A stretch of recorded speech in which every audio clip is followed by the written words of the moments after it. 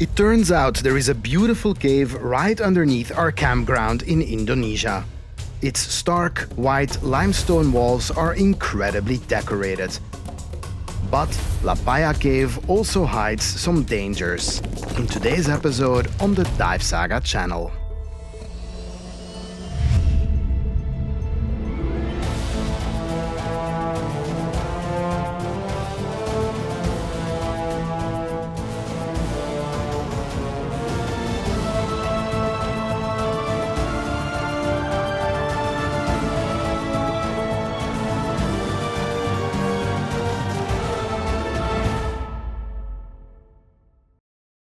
This episode has been made possible by Decosoft. Stay tuned to find out how you can get 30% off on your first subscription year.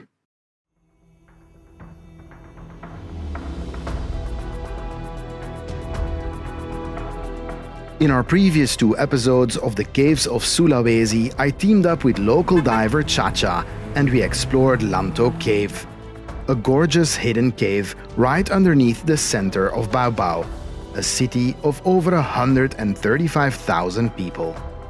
But even more caves can be found on Muna Island, where we started off by exploring Lapahia Cave, a beautiful cave with plenty of obstacles, part of an aquifer that feeds hundreds of thousands of people. And that is just the start of our expedition, because Muna has many more caves to explore.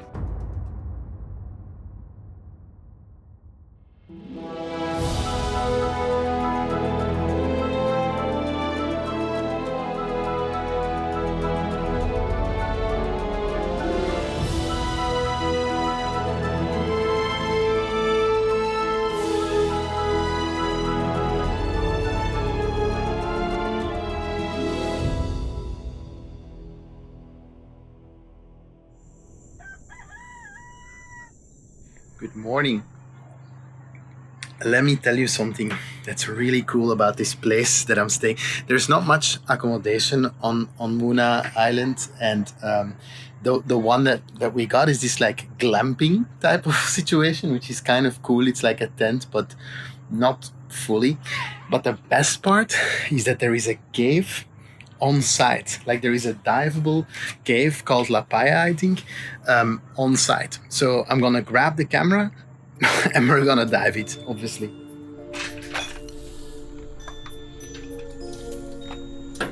Pretty cool place, by the way. Check it out.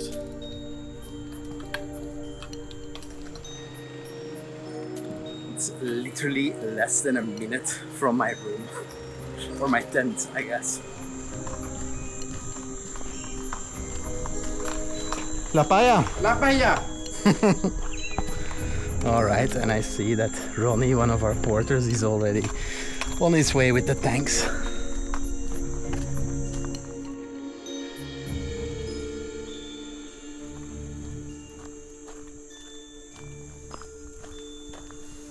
This is always the best part, like in my opinion, the first time that you see the cave. And there it is. Wow.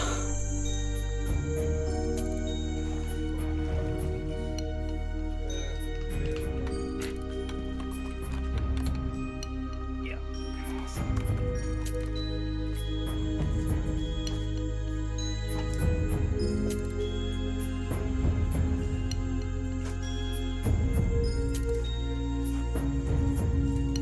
And to think that all of this is just right beneath our feet, waiting to be dived. And while we get our equipment ready for the dive, let me tell you about today's partner Decosoft, a decompression calculation app built by tech and cave divers and therefore designed from real-world diving experience and not just theory. One really useful feature is that you can share dive plans with your teammates, and the plans will automatically be recalculated using each diver's own settings, like their gradient factors, gas consumption, etc. The app uses the Pullman ZHL16 algorithm with full gradient factor control, so divers can plan their profiles exactly the way they're used to. Decosoft is highly community focused, There's solid customer support, and every user can send their own feedback or suggestions directly through a support form on the website. You can click the link in the description below or scan the QR code to try Decosoft yourself. And with the code DiveSAGA, you get a whopping 30% discount on your first subscription year. Cannot express how incredibly humid it is. It just rained. Again, I think it's 100% humidity. Very cool, but it makes it challenging to keep the cameras fog-free and all that.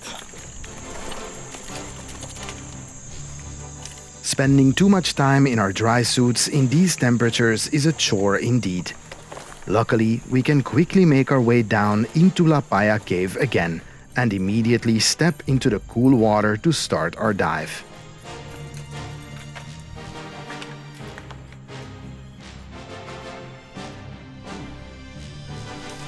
The water in these underground cave systems is easily 26 degrees Celsius or 79 degrees Fahrenheit and up year-round.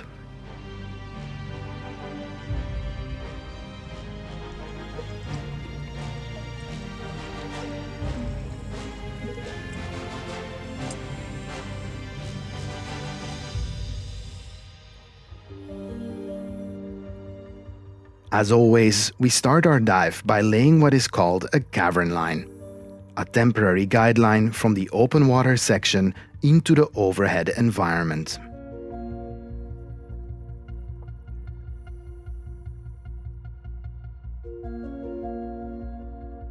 Line laying and making proper tie-offs are real skills in and of themselves. Especially the primary and secondary tie-offs need to be particularly secure, so we know we have a tactile reference back to the exit.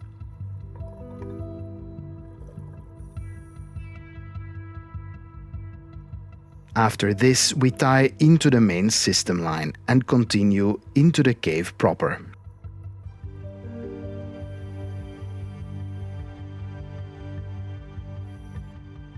Right away, still close to the entrance of the cave, I notice hundreds of stalactites. Lapahia seems to be much more decorated than Lanto and Labunkari, which we visited earlier in this expedition. Then, Chaca disappears through a small restriction caused by collapsed rocks. Negotiating restrictions like this is not always easy when holding a camera.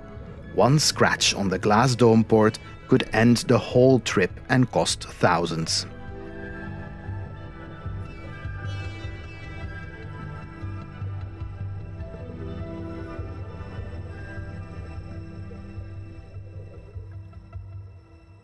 When we emerge on the other side, the view is breathtaking.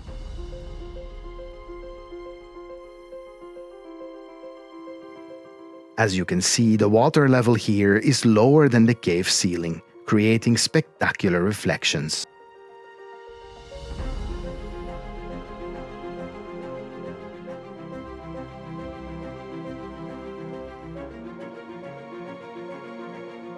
By the way, for those of you who are curious, I'm shooting this whole episode on the Sony FX3 camera with a Marelux housing.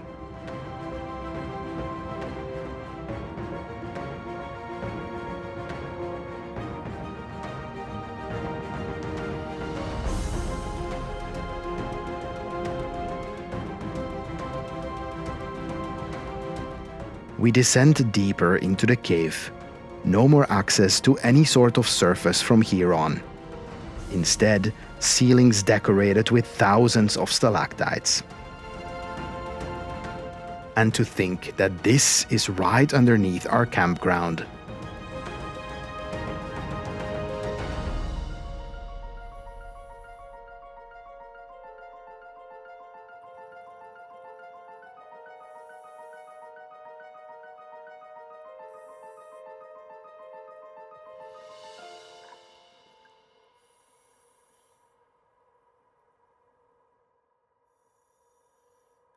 The decorations keep on coming, and I should also point out how incredibly white the limestone is. I'm purposely using different colors of video lights to evoke colorful reflections.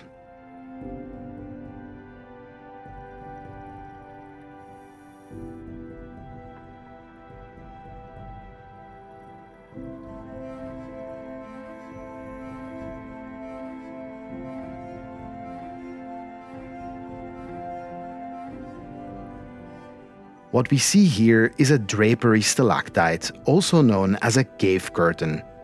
Instead of growing as a single tube or icicle, it forms in a thin, wavy sheet. Cave curtains often form along sloped ceilings like right here, where the water doesn't drip straight down but runs along the rock first, stretching the growth into rippled, semi-translucent sheets.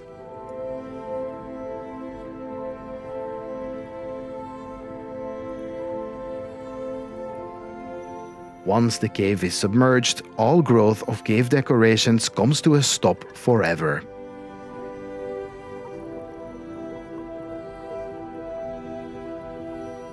And that is exactly why we need to navigate through here with the utmost precision and care, because anything we touch and break here took millennia to grow and will never grow again.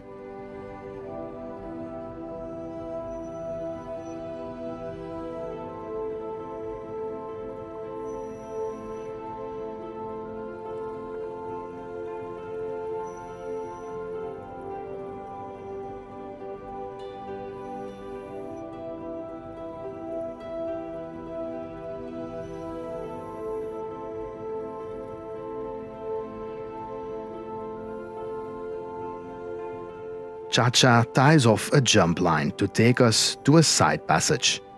According to him, the most decorated part of Lapahia Cave.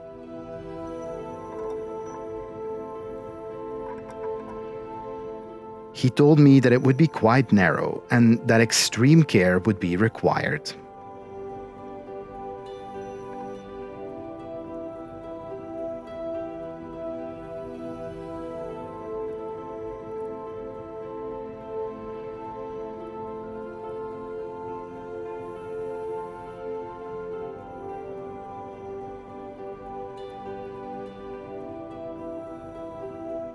Here you can see a whole section of ceiling covered in stalactites that came loose and fell to the ground, so we swim over it.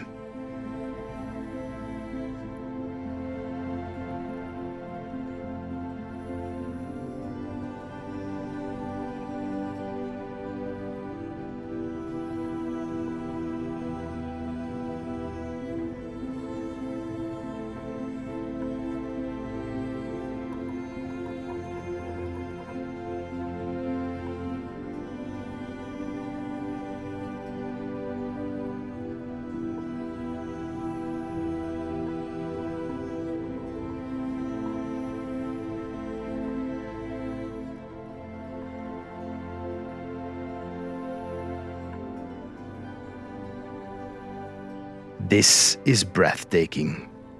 But soon enough, I noticed that the limestone ceilings are very brittle, and it starts snowing.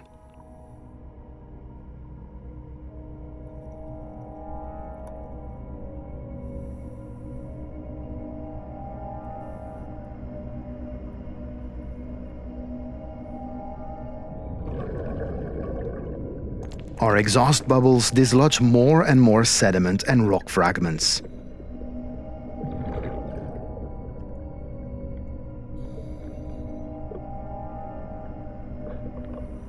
In no time, the whole passage starts to silt out.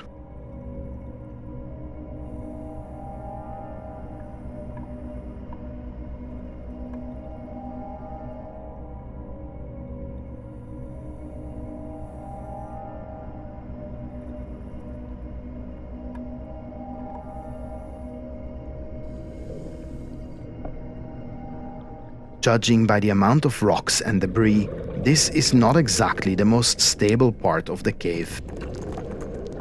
That being said, limestone caves like this one are often fairly stable over long timescales, because these passages have already existed for thousands or even millions of years, making a collapse in this exact moment not statistically likely.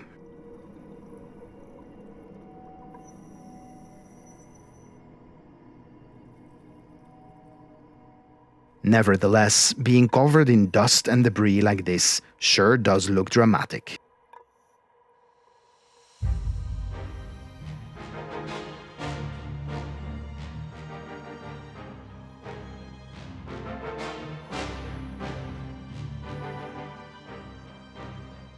It seems like here a collapse marks the end of the line, and it's time to turn around.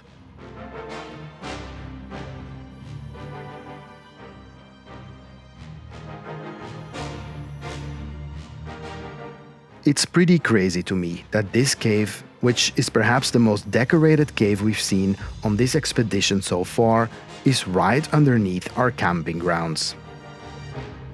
Some cave divers really prefer depth and darkness or technical challenge. Others really enjoy wide open spaces. But me, I prefer the decorated caves.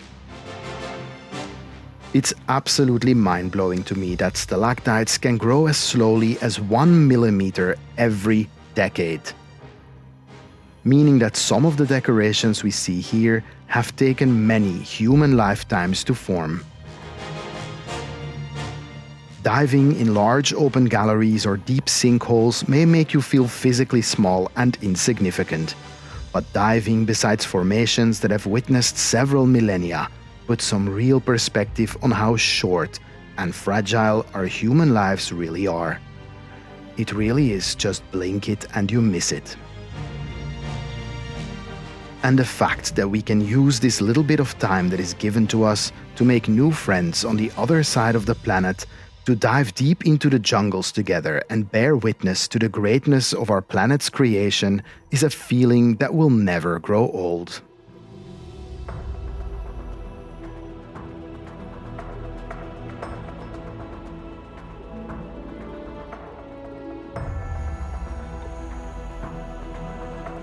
We emerge out of the depths and under a sky of twinkling stars and piercing icicles.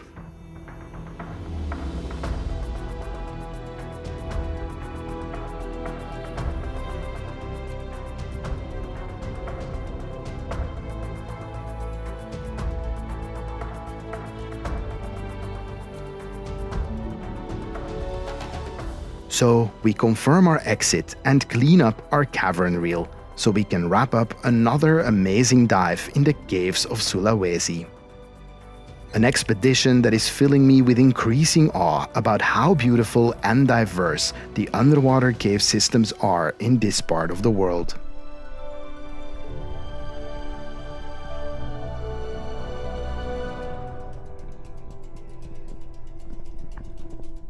And we are only just getting started, because on our next episode we are making our way to Moko Morete, an absolutely stunning sinkhole in the jungle. This is crazy. But as we dive into the beauty of Moko Morete, we are also surprised by strong currents and dense thermoclines. So make sure to stay tuned and subscribe to the DiveSAGA channel.